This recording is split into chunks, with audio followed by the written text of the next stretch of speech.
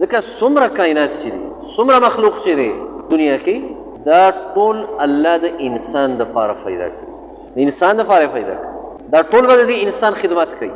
نور دا د انسان په خدمت کې دی.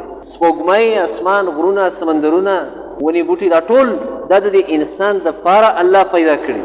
الله قرآن کې ویلي دي هو الذي خلق لكم ما في الارض جميعا. الله هغه ذات دی چې ځمکه کې څومره څه دي دا ټول یې ستاسو لپاره پیدا کړي. ځکه دا انسان الله ته ګران و، دله یې دا هر څه پیدا کړي، دله یې دا عزت او اکرام ورکړ.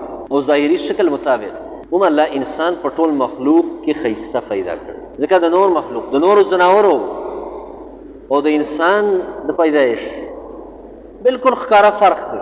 د انسان الله څومره ښایسته پیدا کړ. هغه څیزونه چې هغه عیب دی، هغه عیب کې نه دي پیدا کړي. په عیب باندې انسان بدرنګ ښکارې دی، هغه عیب کې نه دي پیدا کړي، کوم چې ځناورو کې پیدا کړي. ځکه الله سوره 3 کې هم دغه فرمایي.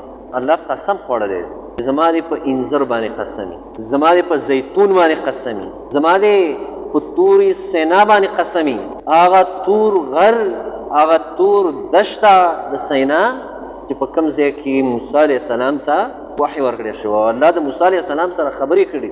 الله وایي زما دې په دغه ځای قسمي.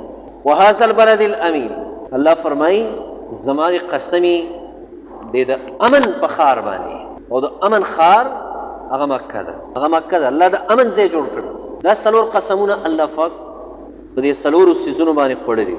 او دا څلور واړه قسمونه الله په دې خبره خوړلي چې جزا یې دا ده چې لقد خلقنا الانسان فی احسن تقویم.